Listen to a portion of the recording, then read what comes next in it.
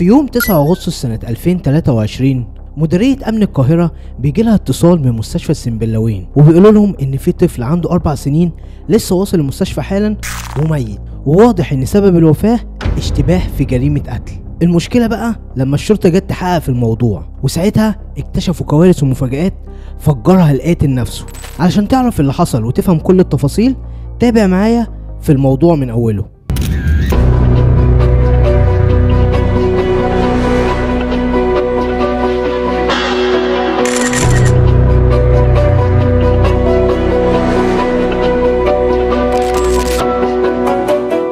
الحكاية بدأت في قرية بسيطة في السنبلاوين بمحافظة الدقهلية، في بيت الحاج عبده أمين اللي كان عامل شقة لكل أولاده في العمارة بتاعته علشان يتجمعوا مع بعض في نفس البيت. وكل أولاده ساعتها اتجوزوا وسكنوا في الشقة بتاعتهم ما عدا واحد بس، وهو ابنه الحفناوي، واللي كان بيشتغل نقاش وبيكسب فلوس بسيطة جدا من شغله. علشان كده أجل خطوة الجواز لحد ما يجمع فلوس كويسة، وبعد ما الأحوال اتحسنت معاه قرر إن هو يتجوز، خاصة إن هو لقى بنت الحلال اللي حبها واتفق معاها على الجواز، وهي إسراء أحمد اللي كانت لسه متخرجة من كلية تجارة ومعاها دبلوم، وبدأت إن هي تدور على شغل في مكان محاسبة علشان تكون نفسها. لكن في الوقت ده اتعرفت على الحفناوي وحبته واتفقوا على الجواز. علشان كده قررت ان هي تتخلى عن حلمها وتتجوز وتعيش ربة منزل وتهتم بجوزها وبيتها. وافقت انها تتجوز الحفناوي وتسكن معاه في شقة في بيت اهله، وكان وقتها اسراء عندها حوالي 20 سنة، يعني يا دوب لسه صغيرة. لكن لما اتجوزت الحفناوي في سنة 2018 حصل اللي كله كان متوقعه، وهي ان اهل جوزها حماها وحماتها بقوا بيتدخلوا في كل تفاصيل حياتها، وساعات كتير كانت بتحصل مشاكل ما بينها وما بين جوزها بسبب الحوار ده، وفي النهاية كانوا بيتصالحوا وجوزها في المواقف دي كان بيقف معاها. لكن لما مر كذا شهر وإسراء لسه ما حملتش بدأوا الأهل يتدخلوا تاني من جديد، وبدأوا إن هم يقولوا لها كلام بيوجع بخصوص الخلفة، وكان كل شوية حماها وحماتها يطلعوا الشقة فوق ويقعدوا معاها، وكانوا بيعاملوا ساعتها إسراء بطريقة وحشة جدا. وفي الآخر كانت القعدة بتنتهي بخناقة كبيرة، وإسراء ما كانتش بتتحمل الوضع ده، لكن لما جوزها كان بيصالحها كانت بتنسى الموضوع ده من أساسه، وأوقات كتير كانت بتطلب منه إنه يشوف لها شقة بعيدة عن بيت أهله. لكن طبعا هو بيقول لها إن هو ما يقدرش يبعد عن بيت أهله، وإن هو معهوش فلوس، وإن يا دوب بيقدر يجيب قوت يومه ويكفي طلبات بيته، وشهر ورا التاني وإسراء متحملة المعاملة القاسية اللي بيعملوها أهل جوزها، وطول الوقت بتدعي ان ربنا يسهلها لها وتحمل وتخلف عشان هي نفسها في كده، وممكن ساعتها اهل جوزها يحبوها عشان جابت لهم حفيد. وفعلا ربنا بيستجيب له دعاها وبتحمل اسراء، وجوزها بيكون مبسوط جدا، ولما بتخلف بيكون ولد جميل جدا وبيسموه مصطفى، وساعتها الكل بيفرح بيه وبتحمد ربنا ليل ونهار لان ربنا رزقها بولد جميل سمته مصطفى بعد ما صبرت فترة طويلة، والكل ساعتها حبها، وفعلا المعاملة بدأت تتحسن اكتر من الاول، لكن مش لفترة طويلة، لان الولد بعد ما يكبر بشوية كده لحد ما وصل 2 أو 3 سنين اهل الحفناوي بيرجعوا تاني لخلفتهم مع اسراء. لكن هي كانت بتستحمل علشان ابنها وجوزها، لكن المشكلة الاكبر انهم بدأوا كمان يتدخلوا في حياة ابنها، وكانوا يطلعوا عندها الشقة وياخدوا الواد من غير ما يستأذنوها. حتى في يوم اخدوا الواد الصغير يبات عندهم ليلة كاملة في الشقة بتاعتهم، ورغم كده اسراء ما اعترضتش ولا عملت خناقة معاهم. وبتمر الايام والشهور واسراء بتستحمل الاهانة والخناقات مع جوزها علشان خاطر بيتها وابنها. ولما بيتم مصطفى 3 سنين وشوية ابوه الحفناوي قرر ان هو يدور على مصدر رزق تاني غير النقاشة، لان ابنه بيكبر ومحتاج مصاريف، ولحسن حظه بيلاقي وظيفة بسيطة جدا في صيدلية ومرتبها كويس جدا.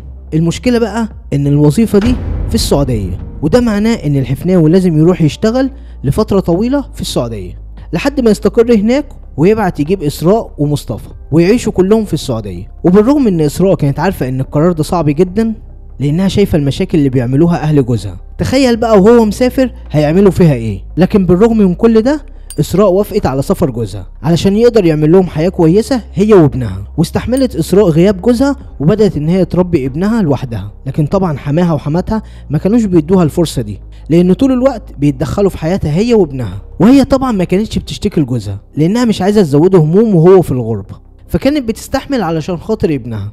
لكن يظهر ان حماها وحماتها كانوا مستنيين ان ابنهم يسافر علشان يستفردوا باسراء ويعاملوها بأسوأ معاملة، فكانوا بيتخانقوا معاها وبتوصل لحد الضرب.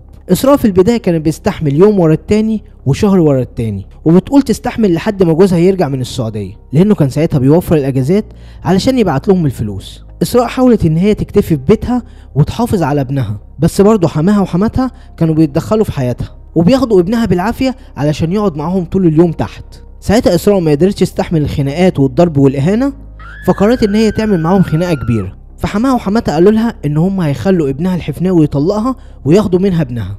اسراء لمت هدومها واخدت ابنها وقررت ان هي تروح تقعد في بيت ابوها لحد ما جوزها يرجع ويشوف حل في اهله. طبعا حماها وحماتها كانوا متضايقين جدا وعايزين يرجعوا الولد باي طريقه، والحقيقه انهم لما كانوا بيطلبوا ان هم يشوفوا الولد كانت بتقول لهم ان هم يجوا يشوفوه في بيت اهلها وانهم مش هياخدوا منها ابنها تاني. ساعتها حماها وحماتها قرروا ان هم ياخدوا الولد بطريقه مؤذيه جدا وما يعرفوش انهم كده بيدمروا اسره كامله، والتمن هيكون طفل بريء ملوش اي ذنب. خلينا نشوف ايه اللي حصل. في الوقت ده حماها وحماتها بيطلعوا عليها اشاعه ان هي سيئه السمعه وانهم طردوها من البيت لحد ما يرجع ابنهم ويطلقها، لانهم اكتشفوا ان هي تعرف رجاله وبتمشي معاهم. وكمان مش هي بس، دي كمان اختها لمياء اللي لسه ما اتجوزتش. وطبعا السمعه طلعت عليها هي واختها اللي لسه ما اتجوزتش وخلت العرسان يخافوا ان هم يتجوزوها. مش بس كده، دول بداوا ينشروا الكلام ده على صفحات السوشيال ميديا وعلى كل صفحات القريه عشان اهل القريه يعرفوا ان اسراء واختها لمياء ناس سمعتهم وحشه. اسراء اتصدمت من اللي هم بيعملوه وقالت لهم انتوا كده بتأذوا سمعة ابنكم لان هو جوزها والمفروض ده شرف. لك ان تتخيل ردهم كان ايه. ردوا قالوا لها ان سمعتك الوحشة دي وصلت اصلا لجوزك، وهم قالوا له كل حاجة، وطبعا هو صدقهم وقرر ان هو ينزل عشان يطلقها وانهم هيدوها كل الحقوق بتاعتها كاملة. وقالوا لها ان ابنهم دلوقتي بقى شغال في السعودية وبيقبض كويس جدا وانه لما ينزل هيطلقها ويتجوز واحدة تانية. اسراء كانت ساعتها مستغربة من رد فعلهم ده وقالت لهم ان هي مش عايزة منهم اي حاجة وانهم بوظوا سمعتها وسمعة اختها اللي ملهاش اي ذنب. واسراء ساعتها كانت بتعيط طول الوقت ومنهارة ومش عارفة تعمل ايه وحاسة ان كرامتها ضاعت واهانوها هي واختها اللي ملهاش اي ذنب. ساعتها كانت عايزة تعمل اي حاجة علشان تنتقم منهم، وفي نفس الوقت كانت خايفة ان هم ياخدوا ابنها بعد ما جوزها يطلقها. ساعتها حصلت اغرب حاجة ممكن تتوقعها. اسراء كانت بتتعرض لضغط نفسي كبير جدا وكان طول الوقت حياتها النفسية مش كويسة، وابوها واختها لمياء كانوا طول الوقت بيحاولوا ان هم يهونوا عليها وبيقولوا لها ان ما دام الطلاق هيتم وهتاخد حقوقها فده الافضل عشان تخلص من العيلة دي. لكن اسراء ولا كأنها سمع حاجة منهم، وكل اللي كان همها انها تنتقم من العيلة دي. لكن ازاي تنتقم وما تخليهمش ياخدوا ابنها منها؟ ده اللي هنعرفه دلوقتي. في يوم 9 أغسطس سنة 2023 اسراء بتتوضى وبتروح تصلي صلاة استخارة، وفي الوقت ده بيكونوا كلهم نايمين. فبتدخل على أوضة مصطفى اللي كان نايم زي الملايكة في سريره. فجأة اسراء بتاخد الطرحة بتاعتها وبتحطها على رقبة مصطفى وبتخنقه. الطفل يا عيني بيفضل يقاوم وبيبص في عينيها، لكن للأسف بدل ما يشوف حنان الأم في الدنيا شاف الشر كله، فبيحاول ان هو يقاوم ويبعدها عنه. لكن طبعا سنه الصغير وجسمه الصغير ما بيقدرش يقاوم جسمها الكبير، فبيقع الولد ميت على الارض. لكنها ما بتكتفيش بكده، كمان دي بتاخده على سريره وبتحط المخدة فوق وشه علشان تتأكد ان هو مات. لا كمان بعد كده بتشيل المخدة وبتفضل تخنقه بايديها، لكنها ما تعرفش ان هو ما كانش محتاج كل ده، وانها مجرد نظرة الشر اللي في عيونها كفيلة ان هي تقتل ابنها. وبعد ما فات اسراء ولقت جثة ابنها قدامها فضلت تصرخ بصوت عالي، واخدت ابنها ساعتها وجريت بيه على المستشفى وهي مش مصدقة اللي عملته في ابنها اللي تمنته من الدنيا. فراحت المستشفى وقالت لهم يحاولوا ان هم ينقذوا الولد باي شكل. بس المفاجأة لما سألوها هو ايه اللي حصل، قالت لهم ان هي دخلت عليه الأوضة لقيته بالشكل ده وما تعرفش ايه اللي عمل فيه كده. ساعتها هم حاولوا ينقذوا الولد، بس هو اصلا كان واصل المستشفى وهو ميت. لكن طبعا الدكتور لاحظ علامات خنق موجودة على رقبة الولد، وهنا على طول المستشفى بلغت الشرطة بان جالهم طفل عنده 4 سنين وهو ميت، وشاكين ان دي جريمة قتل. على طول بتيجي قوة من الشرطة على المستشفى علشان تحقق في الموضوع، وعرفوا ساعتها ان الولد مات بسبب تعرضه للخنق بحاجة شبه الطرحة او حبل عريض. وهنا الشرطة بدأت تسأل الام عن اللي عمل كده في ابنها، وان هي الوحيدة اللي كانت معاه قبل حدوث الجريمة. والحقيقة ان الضابط ما كانش محتاج ان هو يقول اي حاجة، لان اسراء ساعتها كانت منهارة جدا، علشان كده هي اعترفت للضابط على طول ان هي اللي قتلت ابنها بالطرحة. وساعتها تم القبض على اسراء واتعمل لها محاكمة، والقاضي حكم عليها بالاعدام. لكن سألها سؤال، انت ليه عملت كده في ابنك اللي انت تمنيتيه من الدنيا؟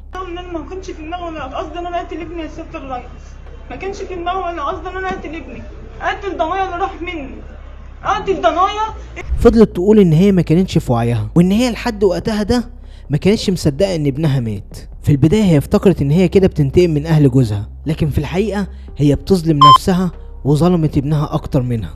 وفضلت طول الوقت تعيط وهي في المحكمه وبتقول لهم ان هي مش مصدقه اللي عملته في ابنها، وان هي اتفاجئت بالطرحه في ايديها وهي بتخنق مصطفى ابنها. وبعد صدور الحكم بالاعدام محامي اسراء بيعمل استئناف، وحكم الاستئناف كان من حوالي اسبوع، وساعتها اتلغى حكم الاعدام واتحكم عليها بالمؤبد. ودلوقتي يا عزيزي المشاهد، تفتكر ده حكم كافي لاسراء وكفايه عليها ان هي خسرت مستقبلها وخسرت كمان ابنها اللي اتمنته من الدنيا، ولا كانت لازم ان هي تاخد اعدام لان هي قتلت طفل ملوش اي ذنب؟ اكتب لنا رايك دلوقتي في التعليقات، واشوفكم الفيديو الجاي. سلام.